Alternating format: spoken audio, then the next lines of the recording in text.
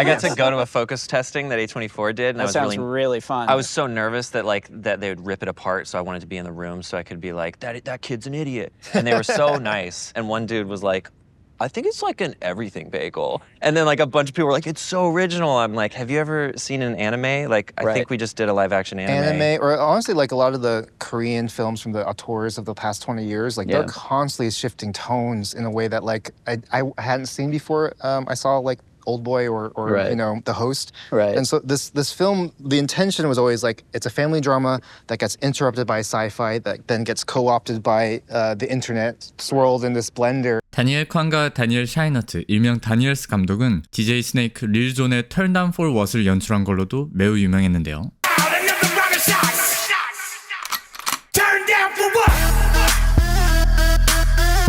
참고로 영상에서 춤을 추고 계시는 분이 다니엘 콴 감독님입니다. 이런 그들은 9년 뒤에 2023년 오스카에서 7관왕을 이뤄냅니다. We want to dedicate this to the mommies, all the mommies of the world, to our moms. Specifically my mom and dad, Ken and Becky, thank you for not squashing my creativity when I was making really disturbing horror films or really perverted comedy films or dressing in drag as a kid, which is a threat to nobody. Who approached you about making a movie first? Who asked who out first? I asked you to help do VFX on like some shorts and things, but and in that era, I did a lot of commercial competition. I don't know if they still do these, but they were really big when we were in college. These ad agencies would be like, "Oh, we can get really cheap labor from students if we do these competitions." We get like 100 free commercials, and then we got to pick the best one. We got to put it out, and we pay him like $5,000, which is like a fraction of what a commercial with costs. no residuals. Exactly. But in our brains, we were like, "Holy cow! The prize money is $5,000. Let's go!" And so this is our college jobs. We would just pump these out, trying to find money that way.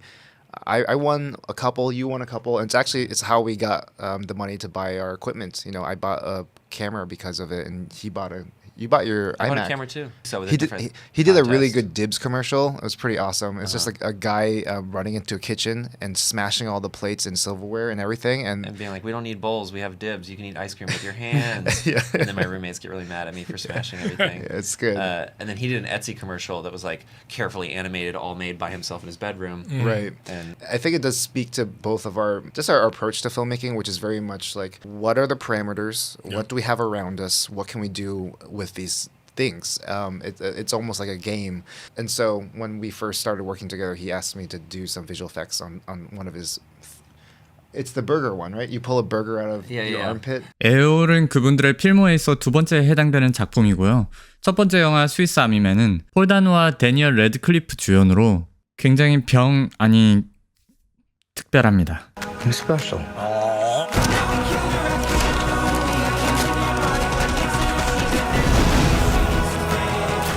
You guys met at Emerson. Was it love at first sight? Film at first sight? What was it that brought you two together? It was Harry Met Sally. We hated each other at first. Yeah, or we tolerated each other, I think. I had full-blown hate. Yeah. You weren't roommates, right? Yeah, we weren't roommates. We had one animation class together. So we really became friends after college, but...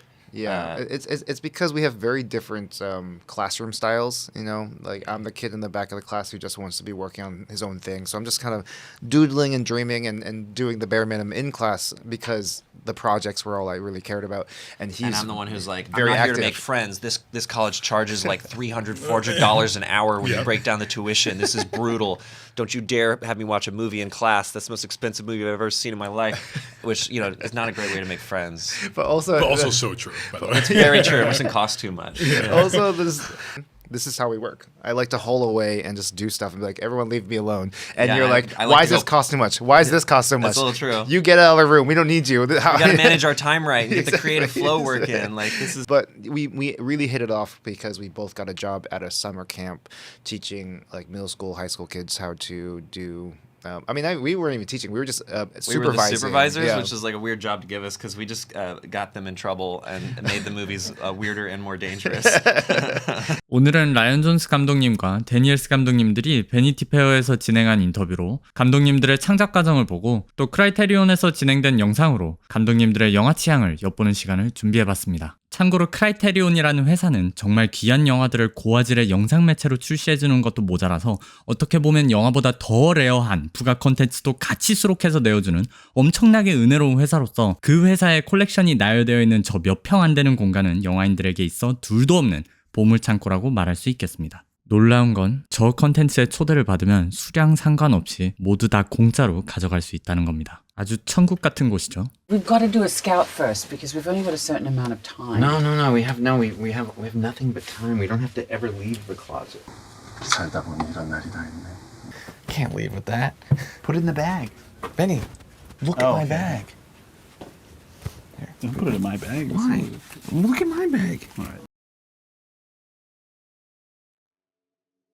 But like we throw so much at the wall. There was like a chalkboard drawing of like 20 different timelines all stacked of every single universe. I do think that like for us, the structure is where the thesis of the film emerges. For us, like if it was an essay, we're like our film is trying to say like, look, the first half is a chosen one, the Matrix style hero's journey, and the second half is just completely a refracting explosion of that story. It's you are no one, you know. It's like we are all no one, and yet maybe that there's still something worth holding on to there. Yeah. And so from the very beginning, we knew we wanted our film to, as you said earlier, like eat itself, right? It kind of tears itself apart. Yeah.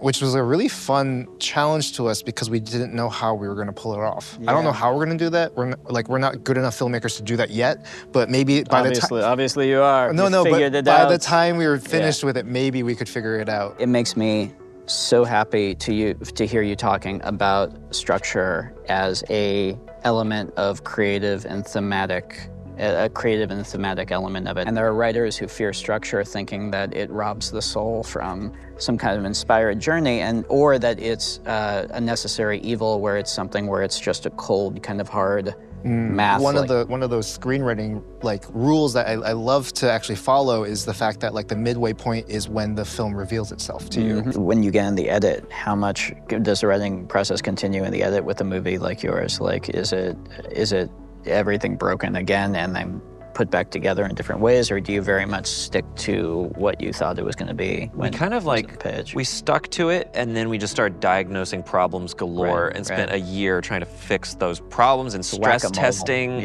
what we'd done. I feel like that was one of the most humbling things about feature filmmaking that we learned, was just how much of a unpredictable ripple effect there is. It's an organic animal. It's like diagnosing a cow. Right, and you're like, oh my God, there's something that we changed in the first 10 minutes that has now ruined the finale? How did that happen? I want to ask is just like your process on set with your crew, with your cast. We worked with Jamie Lee Curtis after she worked with you on Knives Out, and she had nothing but amazing things to say.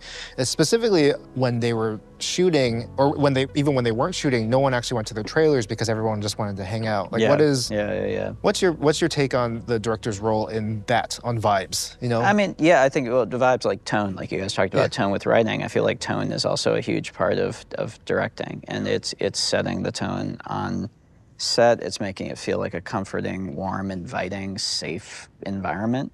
And also communicating, making sure everyone's oriented and knows what we're doing and why, and do all your prep work before so you show up with a plan and so you can be chill, and then those vibes kind of filter out into the set, and then hopefully everybody's cool. But yeah, it's that, and then being an audience for your actors, I think, is the other huge element. I used to, I grew up kind of making shorts with my friends. It was all about cool shots and all about like film school, all about, I'm gonna do this Coen Brothers-like shot, I'm gonna do this and that.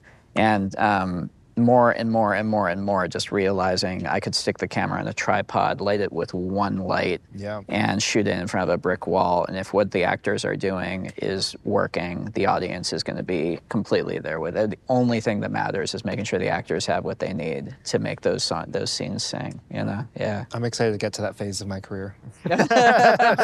These movies changed my life. Literally, the Before trilogy, Richard Linklater. Wow. They're just great, but I sat down with my partner and watched all 3 movies with her years ago, and we finished them while on vacation in Central America and had like a life-changing discussion about our relationship after watching Before Midnight. It's like where we were headed and like what it's like to domesticate someone you love.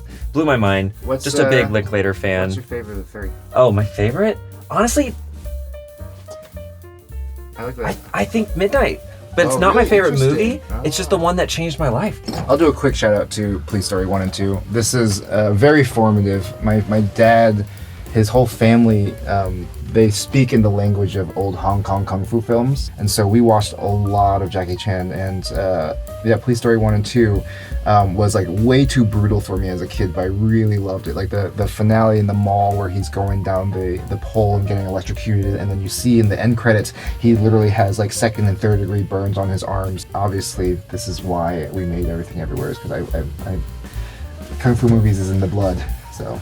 This is like the first movie I ever loved. I actually don't know which Godzilla was the first one. I was so young, but like as a kid, I became obsessed with Godzilla movies, and there was something about knowing that it's a man in a suit smashing toys that just like blew my mind. And I was like, this is can I do that one day? And I still sometimes say that's the genre I'm interested in, is a monster movie, but only if it's costumes and miniatures. I don't want CG monsters. I don't care.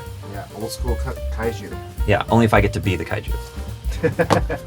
Okay, I just need to be the one to talk about Tampopo, just because this is a movie that like I feel like a reflection of my soul. I love food. I love absurdity. I love the way that it's like really sweet and also really horrific sometimes. The sexuality in it is just bizarre and beautiful. I have a problem with movies based on true stories. Just scary, you know, like bad journalism that like screenwriters can just like nudge the facts around. But every once in a while a movie breaks that for me, you know, and I'm like, never mind, this one's incredible. You know, like Love and Mercy is one, and Malcolm X is one.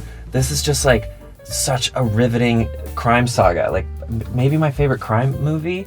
It just blew my mind when I first saw it like a year ago. And I also like am a pretty big Spike Lee fan as a writer-director and a very big Spike Lee fan as an actor. He just comes in so hot in this movie and in Do the Right Thing, obviously. But like the opening scene is just him and Denzel just walking through this long water. Incredible. Crazy movie. I want to watch the special features. So now I'm just going to go home, go on your website, and buy more of these things. Because you guys deserve our money. I want you to stay in business. Thank you for doing what you do. Everybody at home, buy their stuff. Criterion's doing important work. Put them in a different... We're going to put back most of the stuff. This is just for the sake of the video.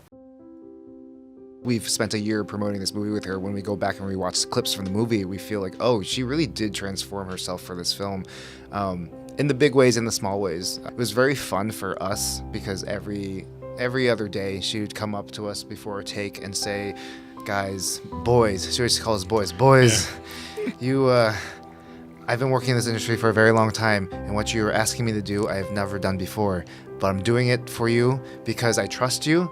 But if this movie turns out bad, I'm killing you both. The Oscar goes to Michelle Yeoh.